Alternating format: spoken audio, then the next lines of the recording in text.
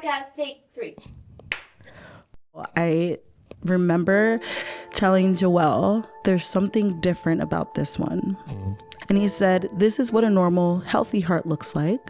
And then this is what Joshua's heart looks like. While Joshy was in your womb, nothing indicated that there was anything weird or different, or, hey, by the way, you might need to walk this out. We go in for a heart cath to see how he's doing, which is, they did it annually. It was his annual heart cath. Yeah. And when we go in, they look at him and they said, he's very sick. Transplant it was talked about so much, almost every admission. Correct. Hey, at some point, it was talked about so much that it almost didn't feel like it was actually ever going to happen. So we were like, no, he's fine. Yes. He's going to be fine. Yeah. He's going to be okay. Yeah. He'll bounce back. He always bounces back. Correct. So remember we spoken about, Joshy probably needing a heart transplant. And I think that that's something that we're probably going to have to really discuss. And so at that point, it didn't really hit. Yeah. Because I'm like, oh, okay, this is another one of those conversations. We're talking about it again. It didn't hit. And then he just stared at us. And then he said, it's like you already, did you just already know? That's what he said. Did you just already know?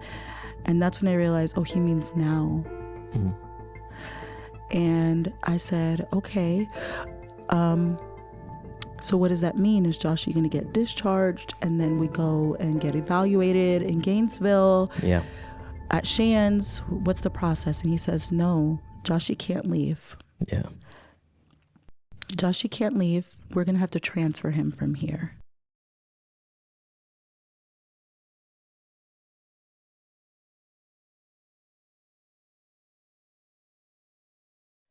Welcome to a new episode here on Live Together podcast. Hey, my name is Joel Vargas. I'm the connection pastor here at Together Church. And if this is your first time here, we want to say welcome to our conversation here today. And if you've been with us since day one, thank you for coming back. But I am excited for our guest today and our conversation that is going to push me a little bit. There's some vulnerability to the story and where we're going with this today.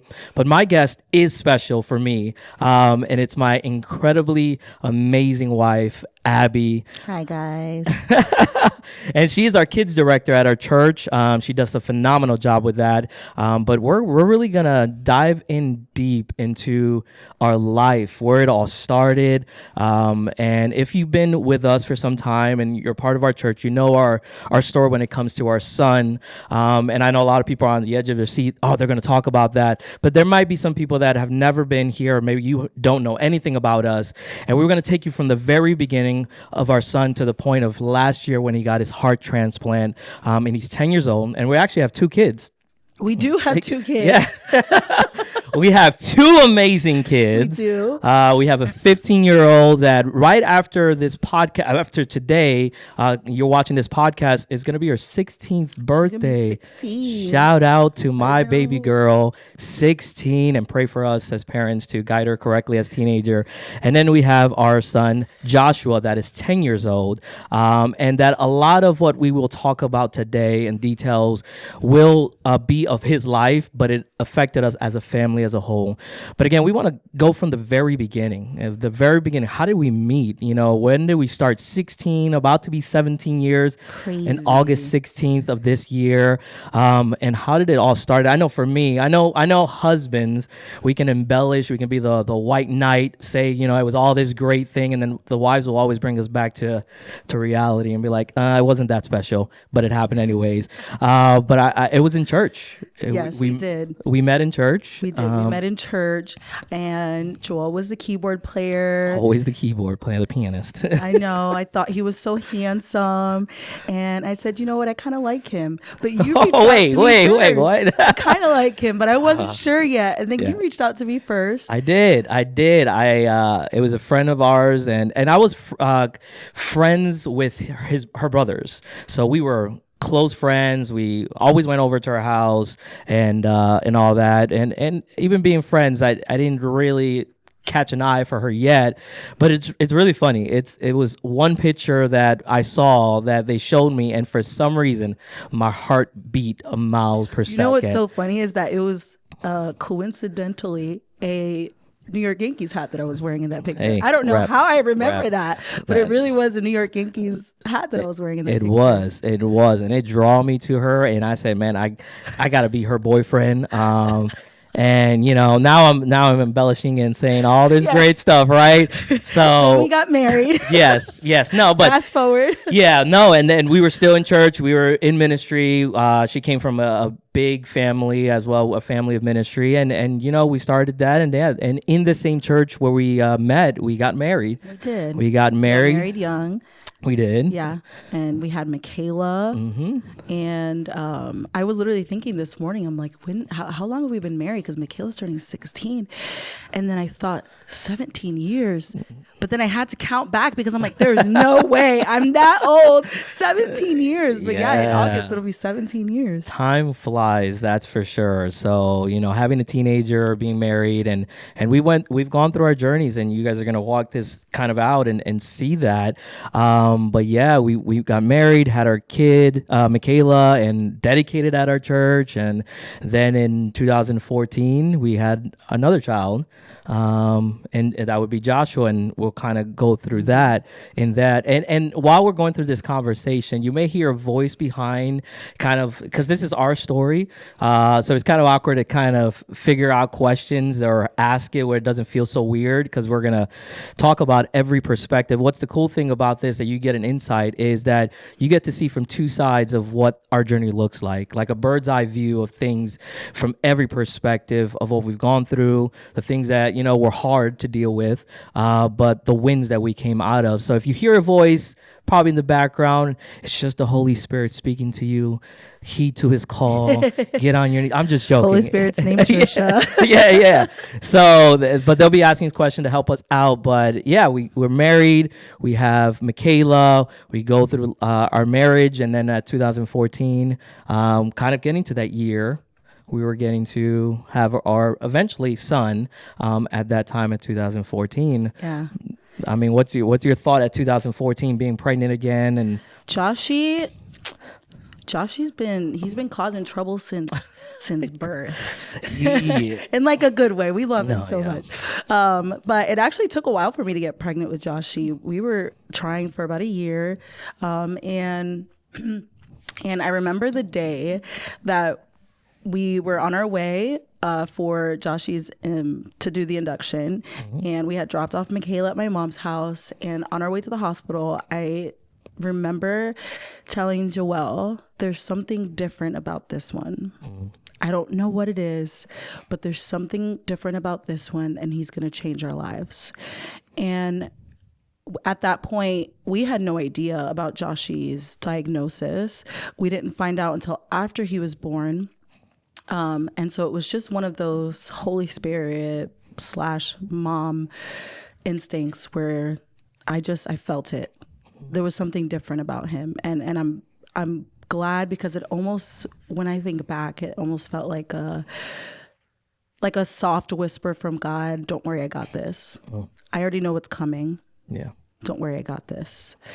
And then we ended up having to do a C-section, for Joshy, and about 24 to 48 hours later, I remember telling nurses and doctors, hey, something's wrong. I feel like something's wrong. He wouldn't eat. He would spit up. He would throw up everything that he ate.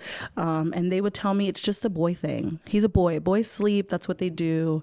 And I just kept telling Joel, I don't know, something's wrong. This is not what it was like for Michaela. And then we had to send him for his hearing test. Yeah. And the nurse that was supposed to do Joshua's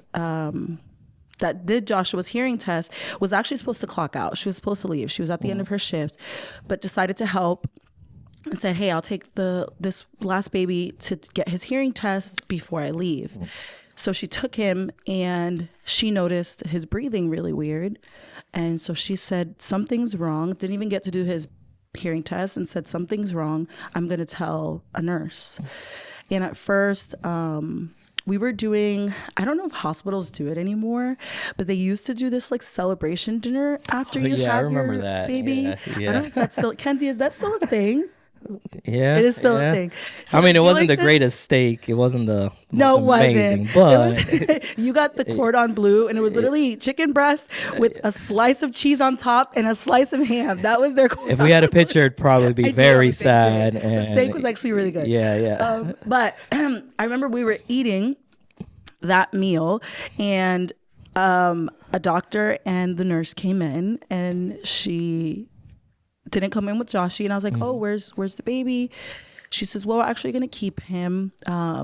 We think something might be wrong, but we're not sure yet. We don't have the resources here in the hospital to figure out what's wrong.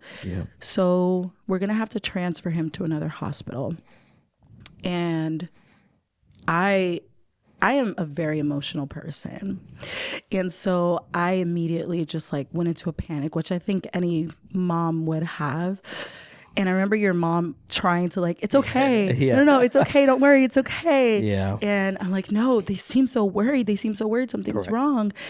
And they were going to transfer him to one hospital, but they were certain it was something cardiac. And so they decided, we're going to transfer him to another children's hospital that specializes in like cardiology. Yeah. So they had me sign this paper, and I was so frustrated, but I think I just had so many emotions. That one just was the top one, because I remember reading the paper, and then the nurse gave me the paper and said, "Okay, well, we had to put in an arterial line. You're signing this paper saying that it's okay for us to do that, and you understand all the risks, which is him bleeding out if we move him, if the line gets moved, or if somebody accidentally pulls it." Correct. And this arterial line, it's a newborn, it's this tiny little line that goes into his belly button. And she says, "Are you okay with that?" And I just looked at her and I said, "Am I supposed to be okay with that? What other option do I have?" Yeah.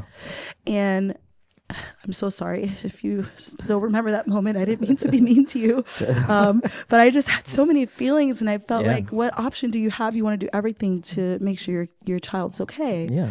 And so since I had a C-section, I did have to sign an AMA. Is that what it's called? An AMA, because I was supposed to stay in the hospital at least 2 days, but they had taken Joshy, and so I wanted to leave. And at this point, I'm already in Orlando. Yes, you were following the ambulance. Yeah, I left. They were going to take him over there. I got to Orlando, which is Winnie Palmer's, where he was first at in Orlando, and I still didn't get to see him when I got there.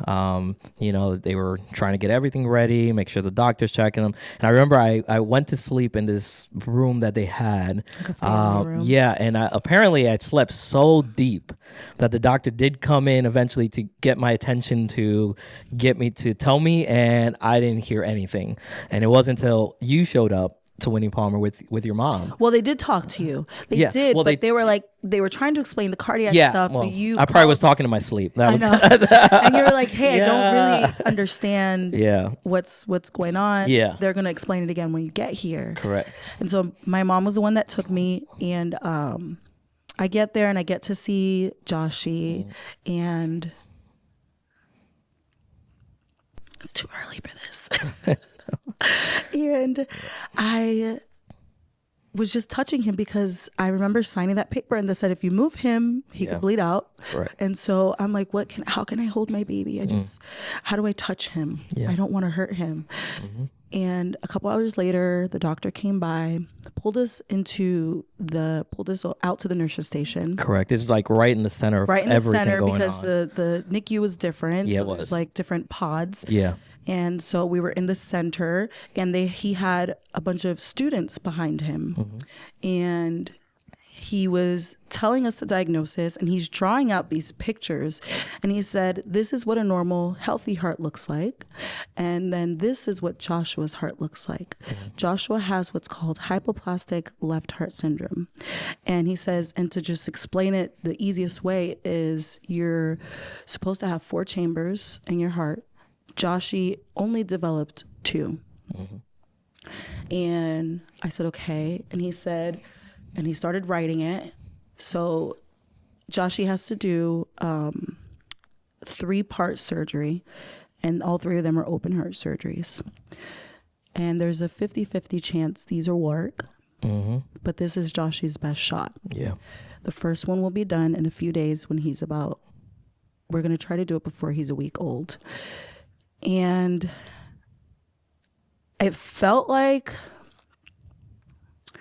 a scene out of a movie where, you know, when like somebody's like deep in thought, and then the camera's focused on them, but everything around them is spinning. Yeah. That is the best way I can describe what that moment felt like. And I looked down at the paper, and the doctor kept talking, but all I could think in my head was, I just want to hold him. Yeah. I just want to hold him. Correct. And I didn't even realize that I was saying it out loud. And I just kept repeating it until I was screaming it. Yeah. And I just kept screaming, I just want to hold my baby. I just want to hold my baby. Just let me hold him. I just want to hold my baby. Yeah. And I scared them. Yeah. Because well, I mean, yeah, we were still, it wasn't a separate room. Again, we're right in the middle. Yeah. And they pulled us into like the chaplain's room or something like that. Yeah. And so they just said, we'll find a way. We'll find a way for you to hold him. We'll find a way. But yeah, the feelings are still so raw, which is crazy because it's 10 years later. It is. I don't know that you ever recover from something like that. Well, it's the thought of stepping into those shoes all over again and revisiting that scene, and now hearing those words and seeing that image again and feeling those feelings. I think for me, I know for you was, I want to hold my baby, and I think for me was like some anger, right? Because this was something we weren't ready for. While Joshy was in your womb, nothing indicated that there was anything weird or different, or, hey, by the way, you might need to walk this out. Hey, by the way, we might need to do extra just in case. There was nothing. Everything was perfectly normal, as a baby should. Measurements of the heart, ultrasound, beating. So we are in this season of walking in with a new child thinking, hey, there is nothing else to worry about. It's just raising up another child. But now we're walking a different type of walk with a child that I think this is what hits the most when it comes to walking out the journey with Joshy, and we'll get to more of that, but it's always hearing the possibility of mortality. Yeah. And knowing that, and this is how I always saw it, like the blessing of having Joshy is always leaning hard on God because it's a borrowed time. And God only indicates that. And that, as a father at least, or for a dad, that strips you away from the control of being able to see your kids and hoping to get them that route. Yeah. So for me, that moment, every feeling of who I was as a man and as a father was gone. There is none of that. So I think that's where I was. You were wanting to hold him. I was like, who can fix this? What can he do? Yeah, let's not talk about 50-50. Let's talk about fruitful life and all that. So then they were getting ready to do his first open heart surgery. Correct. Which it kept getting pushed back because it is a long surgery. It's about a 9-hour surgery. It is. And so Joshy was transferred from the NICU over to the cardiac unit, which is the cardiovascular intensive care unit. And I remember the day before, it was supposed to be one day, then it got pushed back. And why I was relieved that it got pushed back. And then I don't know if it just felt like, oh, I have one more day with him. Yeah. But I remember the nurse, when I was relieved, she says, but it's still gonna happen. And I think that reality still settle in, like nothing come back, changed. Mom. This doesn't change anything. Yeah. Which I'm grateful for. Correct. So Joshy had his first open heart surgery. He was having a hard time recovering from that one.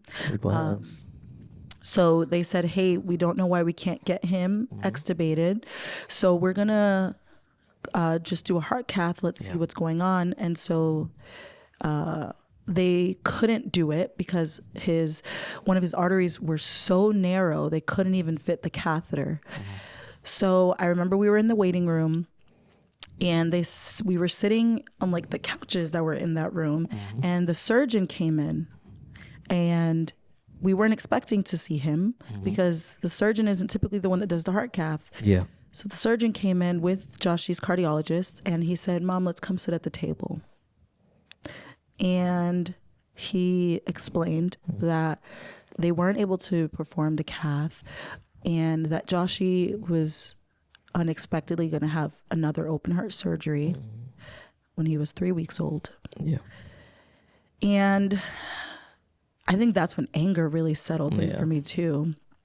And that first surgery, I was not good. Yeah. You were really trying. I still have, I wish I could show you, but I still have screenshots in my phone because I just was numb. Yeah. I wouldn't eat. I wouldn't drink anything. I would have to. Joelle was like, let's go get breakfast. Let's go do something else. No, yeah. Let's just sit here. They might come. And I mean, for me, I mean, as a husband, I don't know what else to do. I mean, we're walking two separate ways of seeing things, but yet it all boils down to anger and sadness and and anxiety. And I mean, dare to say, and again, this is where I say this is probably going to be like probably my most vulnerable episode, maybe more, I don't know, but I think even an inkling of depression, like depressed of that life is this, because it felt like the rug was pulled under you, like what you thought you were stepping in is not at all.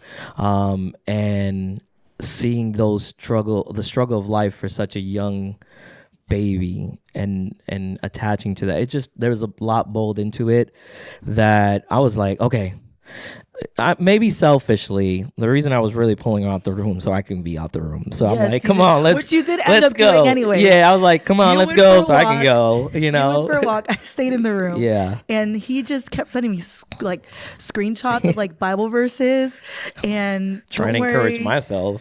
And I was sitting there because during that first surgery, I was like, watch, God's gonna do a miracle. Yeah, and they're gonna go in and they're gonna do the echo and they're gonna see everything is perfectly fine with his heart, and they're not even gonna have to do a surgery. Yeah. And when they use an app to send updates, and when I got the update, echo is done, surgery is about to start. Yeah. Oh man. That is, I think that was really when I lost it, because that was my last shred of hope. Correct. Gone. Because I wanted God to perform the miracle the way I wanted him to. So, yep. Yeah. And so I was mad that he didn't. And so I have all these screenshots in my phone of you sending me Bible verses and you were really trying to pull me out while you were just going for a walk and you were trying to process it. Yeah. And but fast forward, because I have too many details for that one part. And we can stay in 2-3 hours in one detail. So but he ended up having to have that second unexpected open heart surgery. And then at 5.5 months old, he had, which you were there for all of it. You were at a job where they were so great and they donated time. You never missed a pay, and they let you stay in the hospital. We were in the hospital for 2.5 months with Joshy. Actually, you were able to be there. My boss showed up. He did. And we all thought either he's getting fired or because I was surprised that he was going to show up. And actually, he just came to check on me and say, hey, don't worry about anything, which that was a big relief. Yeah. Walking something that was still uncertain, and we didn't know what then. So we got to be together for those first 2 open heart surgeries. And then at 5.5 months old, Josh had his third one, and you were there the day of surgery. But then you had to go back to work the day after. So it was just me with Joshy. Correct. And that one was the hardest pain wise because of the way they had to perform the surgery. He was just in so much pain, just constantly crying. Yeah. And I didn't know what to do. I remember he used to call me and and I'm like, I don't know what to do. He keeps crying and I can't help him. And I'm so tired. I just want to sleep. I'm so tired. And I was like begging them, please just give him something. Yeah. Give him something. He's in so much pain. And they're like, but if we keep doing this, his body is going to get used to having these meds, and we don't want to do that. Yeah. I think he just has to get used to the way his heart is now. Yeah. And so I said, no, just give him something. And so they did. They were right. His body did end up getting addicted is a strong word. Yeah. Because he was a baby, but that's just the right word to use, is Correct. that his body was now relying on these medications. And so we ended up going home and just titrating that medication slowly. Yeah. But we were in the hospital. It went from supposed to be a 5-day stay to 21 days. And it was by myself. Yeah. And that one was tough. That was. Then fast forward again.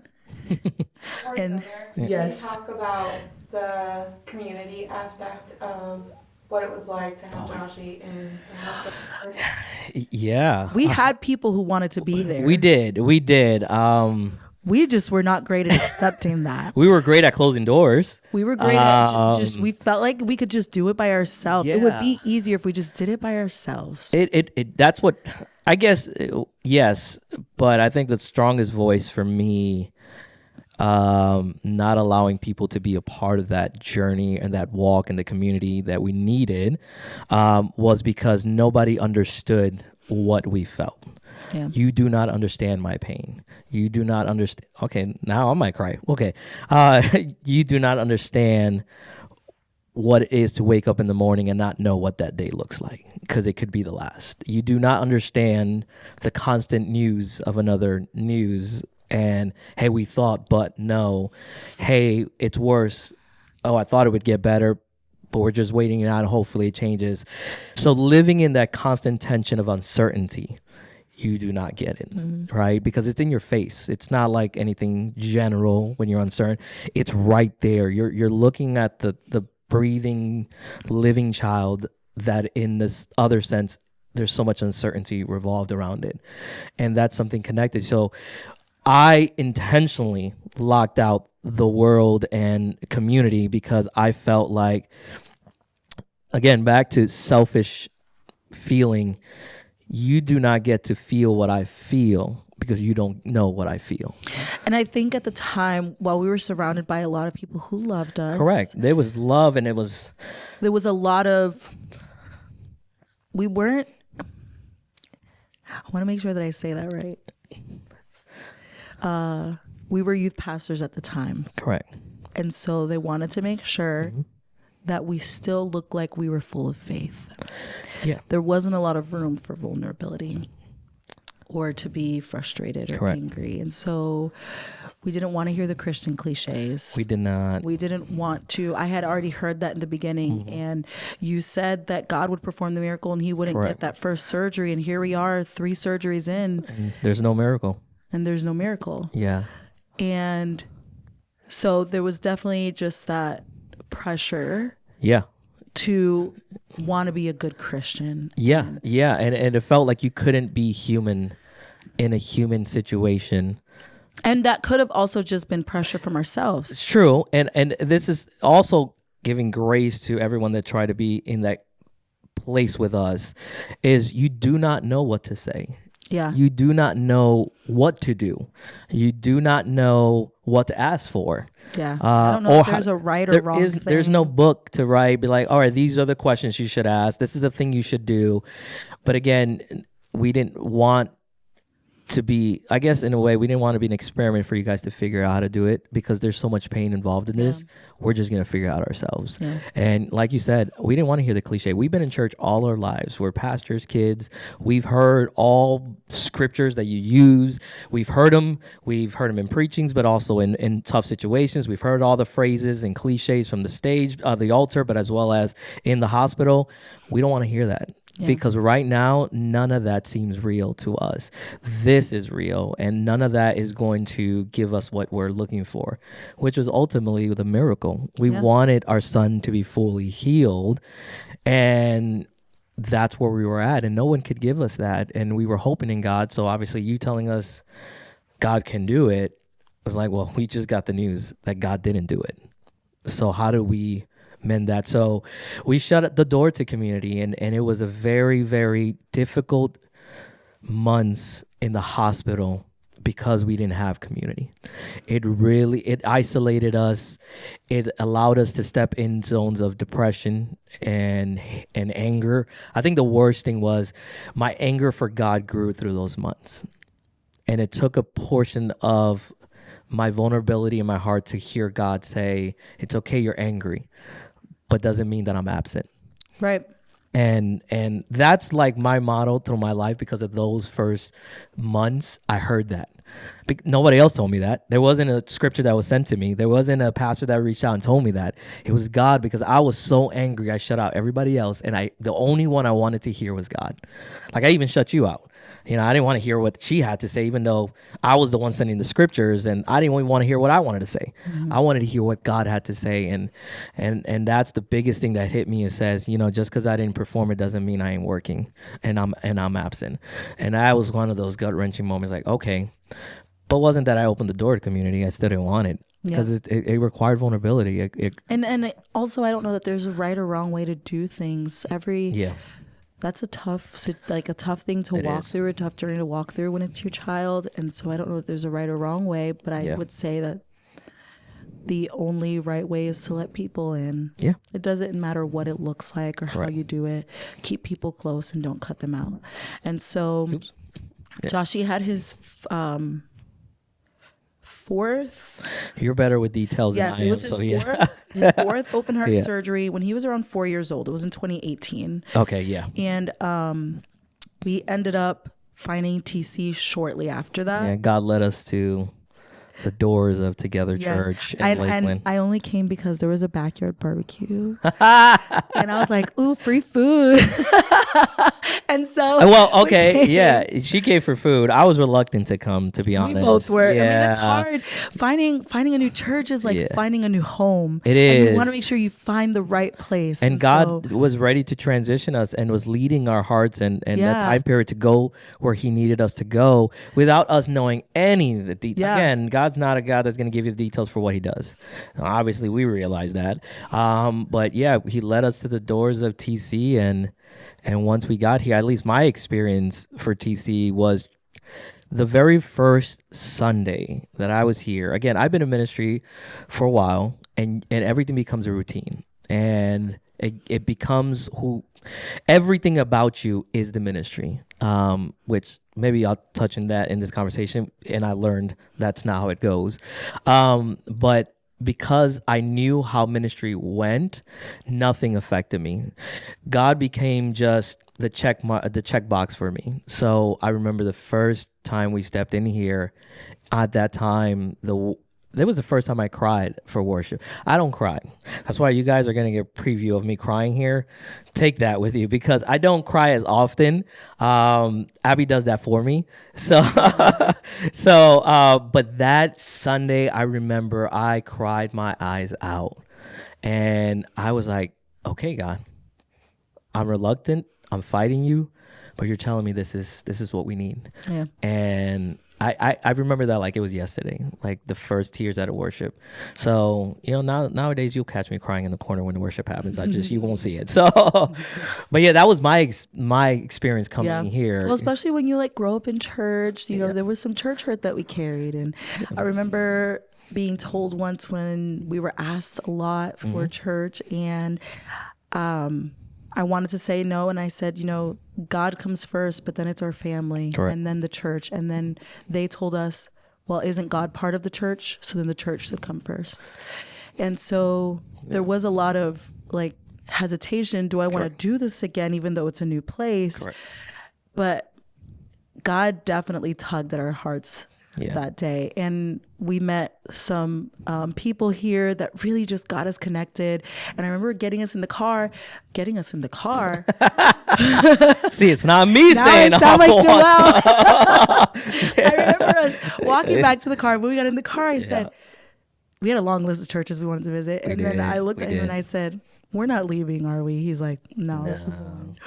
And it just felt like home. It felt natural. The people that we spoke to, how loved and accepted we were. It just felt so natural. And we were trying to get in and get out. Like we didn't want to be seen. And, we were seen and we were talked. And, being in church, you're like, oh, that feels great.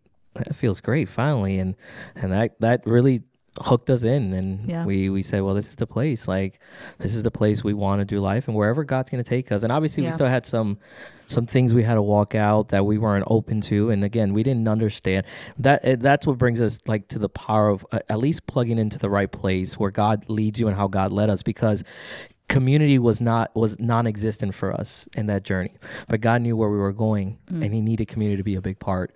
So he knew where he had to plug us into, break that wall down that we had, that we built ourselves, to be able to eventually know how that looks like. But and we didn't came here, we were like set. We were not working in ministry anymore. We were youth pastors for 7 years. I think that was long enough. And we were like, let's just get regular jobs, and let's not do ministry. Oh, we've done regular jobs. Yes, we have done that too. And so, dude, what is wrong with my words today, guys? It was that tea. It was the tea. Yeah, the Spanish came out. There we go. There we go. We ended up getting hired on, and we didn't come here with the intention of working, and so we ended up getting hired on a few months later, and we got hired, and then that week, Joshy was admitted into the hospital. Yep. The first Sunday we were supposed to work, and I was like, surely they are not going to keep done. us. They have a chance to change their minds. They're going to change their minds. And they didn't. I remember on our way to the hospital, PJ called us and just prayed with us over the phone. Yeah. And he said, hey, don't worry about it. Don't worry about anything. You guys take care of Joshy. Sure. And he prayed with us over the phone.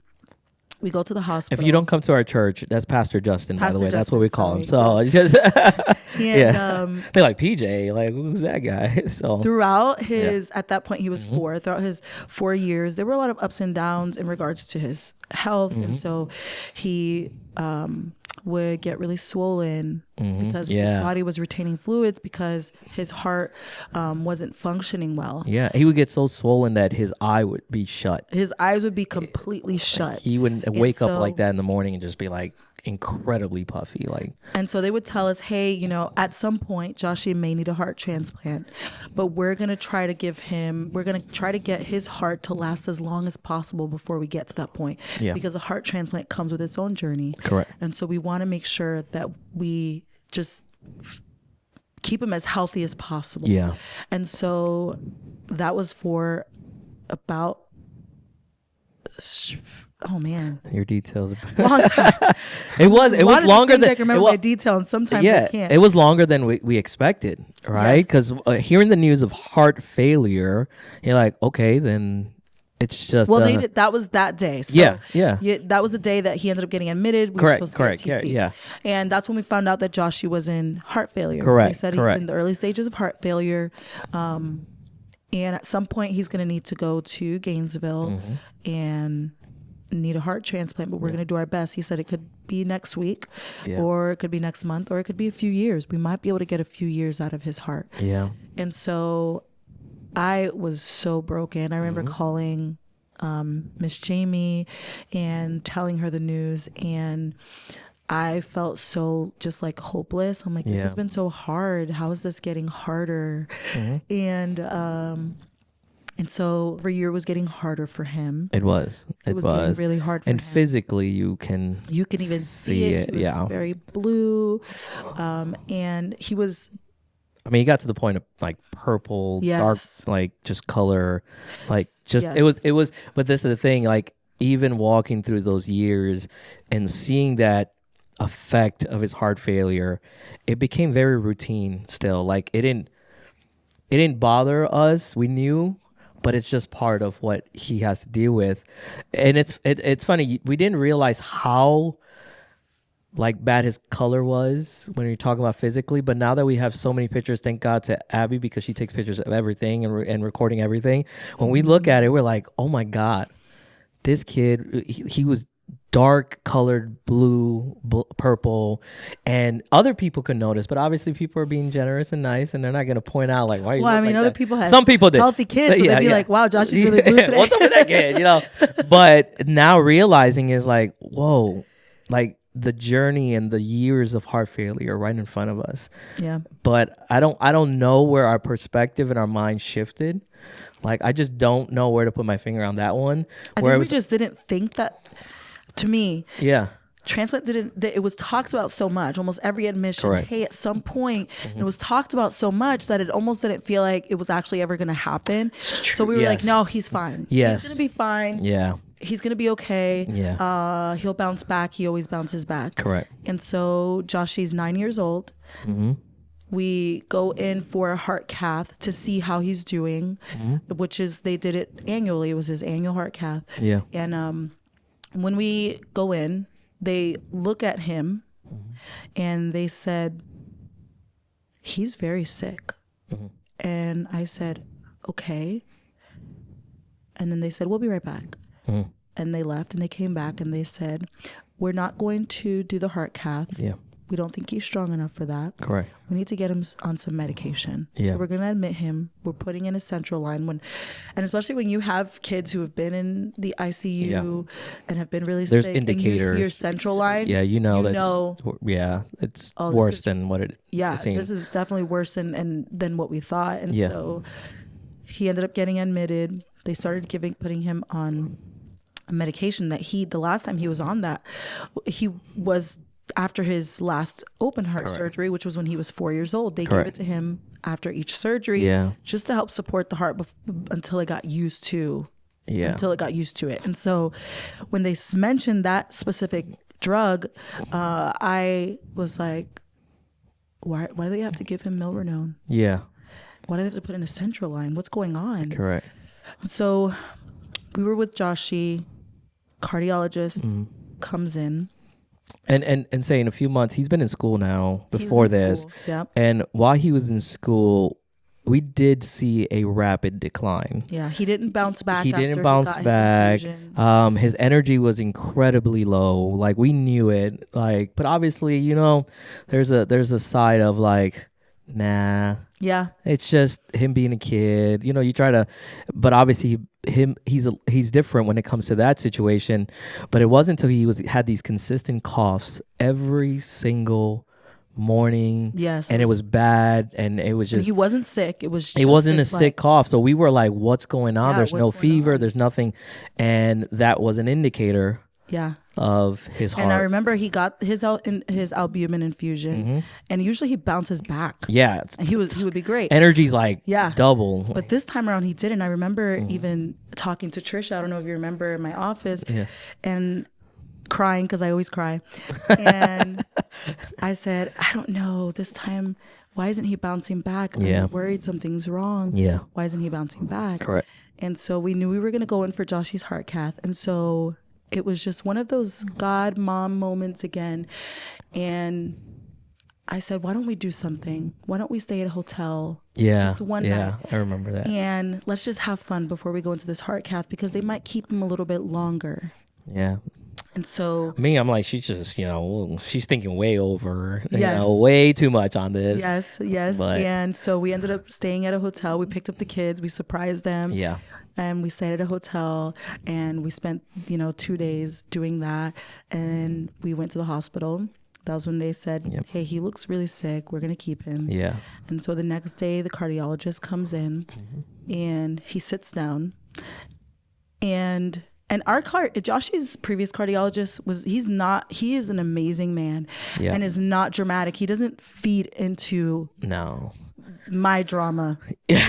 Like when I cry, he was not. He keeps her grounded. Yes, he did. He always just gave me like hope or reassurance. Correct. Yeah. And so he incredibly sat down, knowledgeable too. Yes. Incredibly smart. And so he sat down, and I was like, Yeah. We were like, what's going on? He sits down and he says, well, so remember we spoken about, Joshy probably needing a heart transplant. And I think that that's something that we're probably going to have to really discuss. And so at that point, it didn't really hit. Yeah. Because I'm like, oh, okay, this is another one of those conversations. We're talking about it again. It didn't hit.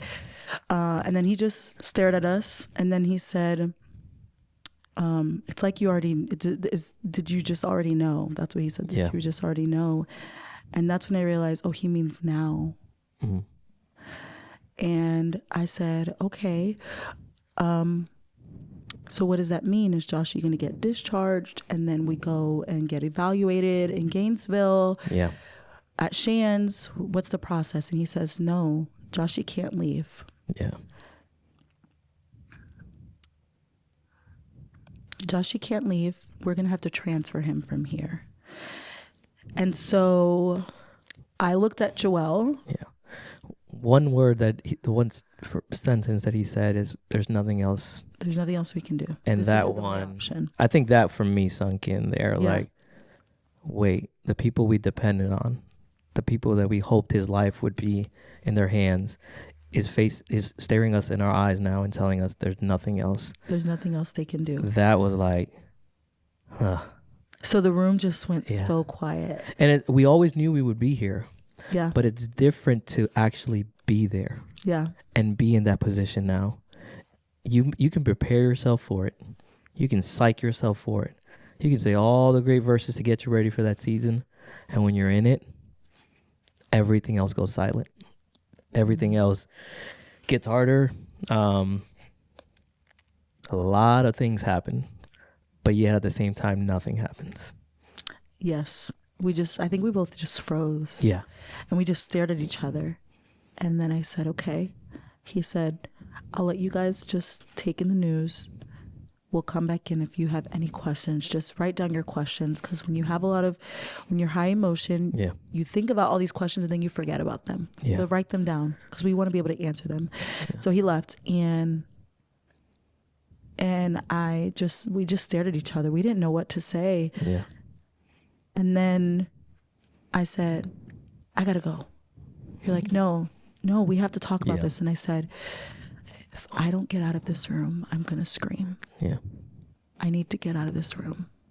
So you just said, okay. So I walked out, and I remember calling. The first person that I called was Miss Jamie. Yeah. And I don't even think I can remember what I said to her. Yeah. I don't know that she even understood what I said. I was crying. Yeah. And I just remember walking outside of the hospital, and it felt like my legs just gave out underneath me, because I just remember being on the floor and just like in a fetal position, not like sideways. I wasn't that crazy, but I was like, I don't know, squatted down. And, and just, I didn't know what to do. And I remember telling her, I don't know how to feel, Miss Jamie. Yeah. I know we've talked about this, but I don't know how am I supposed to feel? Yeah. Because this isn't what I was expecting. Yeah. And she said, it's okay, Abby. You're not alone. It's okay. It's okay. I know this is scary. But we're going to be here. It's okay. You just tell me whatever the news is next, you tell us and we'll be there.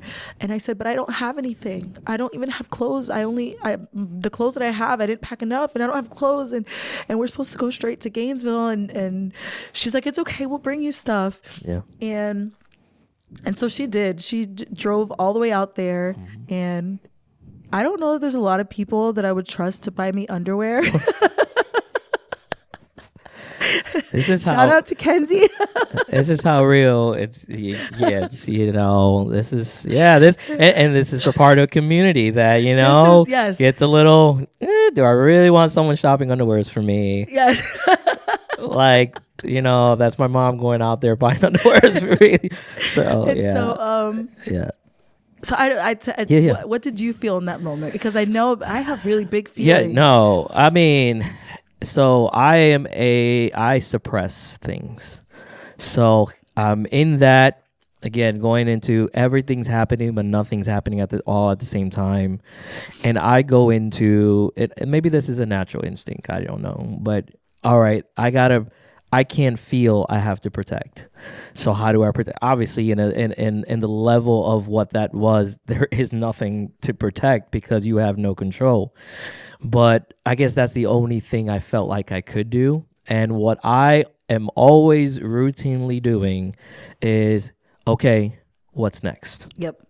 What's next? Like, okay, but what does this look like? And my next always goes all the way to the end. It goes really fast. And it's, I mean, it doesn't help with the situation, but that's how I process it. And I think as you guys are hearing our story, there's ways that, and I think we all need to realize we process things differently. It's okay to do that, but you've got to realize when it works in that season and it doesn't. Well, I was an avid going back to what I was comfortable, and it's suppress. What's next? And then you are very much like, you want to try to protect yourself from the next thing. 100%. What is the worst thing that could possibly happen? 100%. I'm going to prepare myself. And this even goes into this is a side note. Yeah. What is it? Rabbit trail. Yeah. Joel, his parenting is even the same way, because even Yes. when Michaela was small, it would, if you don't wear your helmet, you're going to fall and then you'll die. If you do that, you're gonna fall and then you'll die. Everything was maybe like, I was raised in a generation of fear's better, so you don't have to like, visit that. So what's the thing that I'm most scared about? Yeah. So that I cannot be scared about it if it happens. And it's true. I mean, even when we heard about heart failure, so I'm thinking of what that looks like. I have no idea what heart transplant looks like. I don't research about it, I'm not a doctor, so I don't know, but yet I have this imaginary idea of what it is, so I'm going to get myself ready for it. And it's obviously, I learned nothing that I imagine is real, identical to what you're really walking through. And you know what, big shout out to counseling, because in that season, while we were getting ready for heart transplant, the biggest thing that we were pushed to is like, you need counseling. And you're fast forwarding. Well, yeah, we'll get to that. But I'm just saying, because I mean, a lot of that also worked with previously, before we got into TC, we needed to go through marriage counseling because of the magnitude of what we were walking through. And when you walk through something that big, you can neglect everything else. Yeah. And it hurts everything else. Things are bound to fall through the cracks. Correct. And if it wasn't for marriage counseling that can tell us the hard truth. Yeah. And even tell us the things we already know, but it's not our voice telling us opposite. It's someone that we can trust.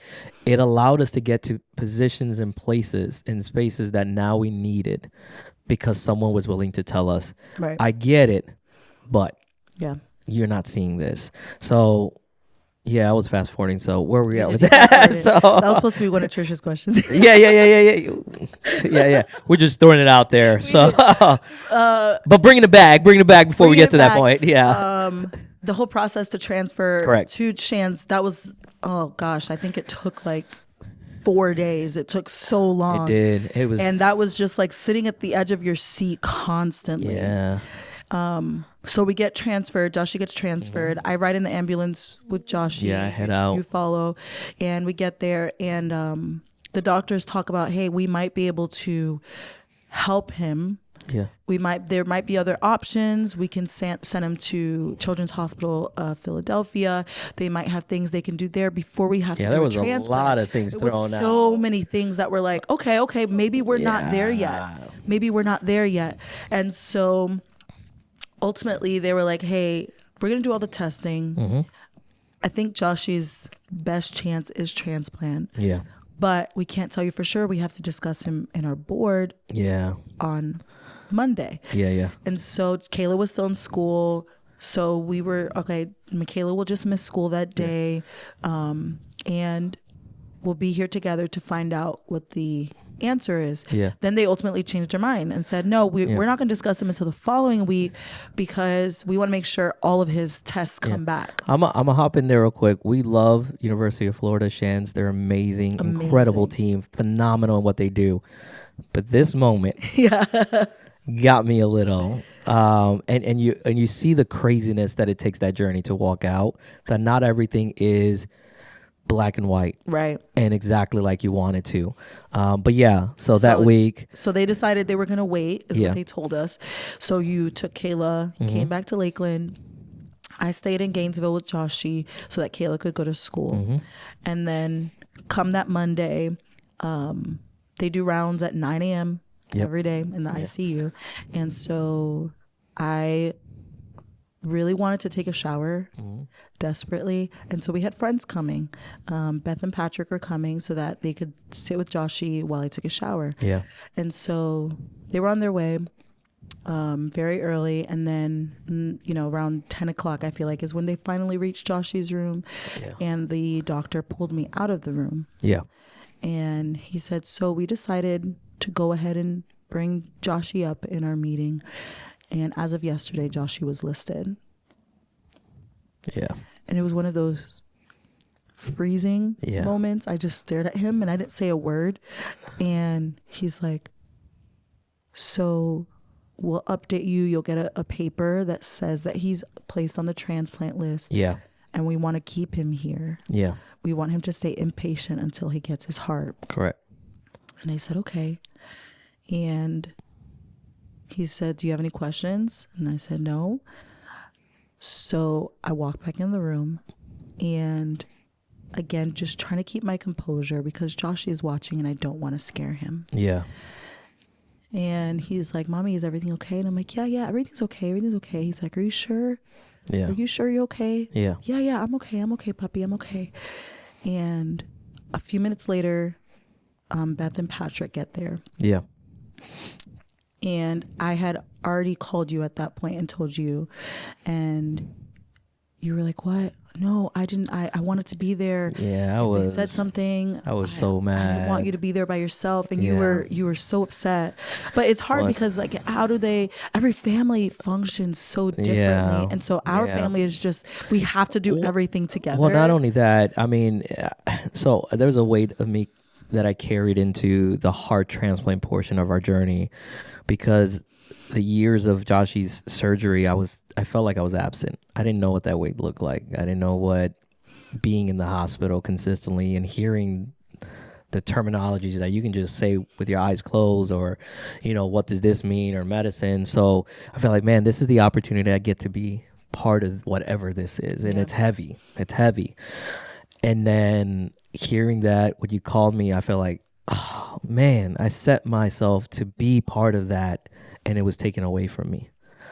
And so that's why it was heavy for me. So I was so mad, but we still love you, F. But I was so mad, so. And I went into the bathroom to tell you too. I was talking to you in the bathroom. Yeah. And of course I was crying because that's just what I do. We get that's the running theme, right? No. And so I'm still at that point just trying to catch my breath. Yeah. And Joshy's like, Mommy, are you okay? And I said, yeah, I'm okay. I promise. I'm okay. And then Beth and Patrick walk in. Yeah. And Beth sees me and she says, are you okay? And I said, no, I don't think I can breathe. Beth, I can't breathe. Something's wrong. I can't breathe. And I'm just trying to catch my breath. She's like, it's okay, Abby. What happened? And I said, they just told me that Joshy was placed on the transplant list and he's staying here until he gets his heart. Yeah. She says, okay. And then I said, but I feel like I can't breathe. I can't breathe. And she says, let's go into the bathroom. And she just has her hand on my back. And I said, Beth, I can't breathe. And that's all I could think was I was just trying to catch my breath. Yeah. And she says, okay, well, what if we just focus on that? Just focus on your breathing. That's it. Let's just focus on your breathing. And I could hear Patrick like trying to distract Joshy. Yeah. Patrick's way of doing it. Yeah. And I'm so grateful for Patrick because I could tell it was just scary. I can't imagine, like for Joshy to see me freaking out and how scary it was. And so she says, it's okay. And so I'm trying to catch my breath. She says, you need a shower. Let's go so you can take a shower. Yeah. And I said, I don't want to leave Joshy alone. What if they come back in? She says, well, Patrick will call. Yeah. Patrick will call if anybody comes back in and he'll tell them to wait for you. Yeah. Joshy's okay. Let's just go so you can take a shower. Okay. And so it was about a 15-minute walk from the hospital to, we were staying at the Ronald McDonald House. And so I said, I just want to walk. I need some fresh air. Yeah. I need to get out of the hospital. I just want to walk. And so we walked, and most of it was a pretty silent walk. Yeah. And we get to the Ronald McDonald House, and I go to take a shower, and I remember just crying. And sometimes I can be a quiet crier, but that was one of those, I can't keep it in. Yeah. And I knew she could hear me. And I'm like, man, when I get out of here, it's going to be so awkward. Yeah. And when I walked out, she didn't say a word. She just looked at me and said, you feel okay? And I said, I'm okay. She says, okay, let's walk back. Yeah. And I think that was when it hit for me that I needed community. Yeah. There were no expectations. That's right. She wasn't trying to say the right words. Yeah. She didn't even try to say any Christian cliche things. Yeah. And she just let me cry and walked with me. Yeah. And that was all that I needed to say, okay, I'm in the right place. I can let people in. We can let people in. Yeah.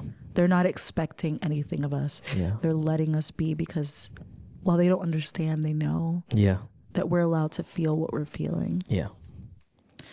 And so we ended up going back, and just like try not to money trail, but just because Patrick is Patrick. And when we were leaving, I said, Patrick, Joshy's on a lot of diuretics, so he's gonna have to go potty. And Patrick's like, well, then I'm calling a nurse because I'm not helping him. I'm not helping him use the bathroom. Yeah. And so when we came back, I said, how is Joshy? He's like, good. We had to call the nurse a couple times because he had to pee and I was not going to help him.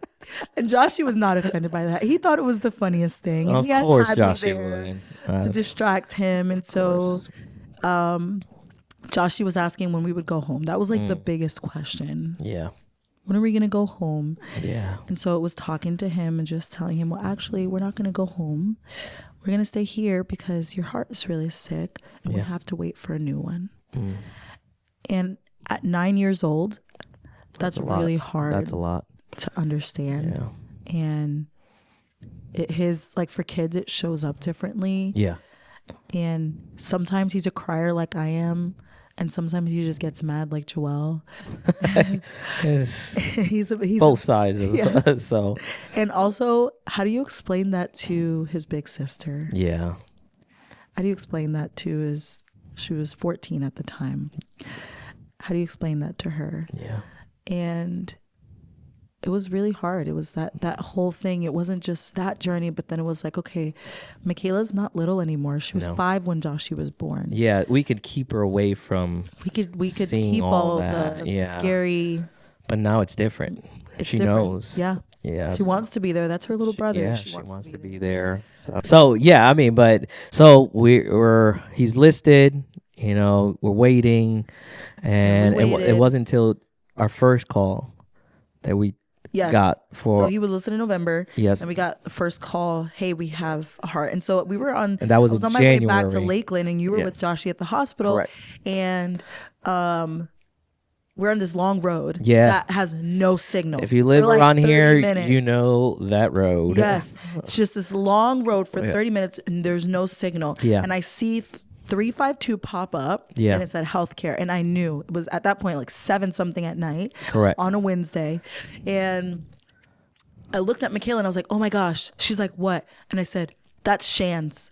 I know that's Shan's. I don't have signal. Oh my gosh, they're going to try to tell me something. I don't have signal. What if that's the call? Yeah. And so I answer and they said, hey, so we have a heart for Joshy. Yeah. And I'm like, no way. That was literally my voice. I just screamed, no way, Jen, no way. She says, no, I promise I'm not lying. We have a heart for Joshy.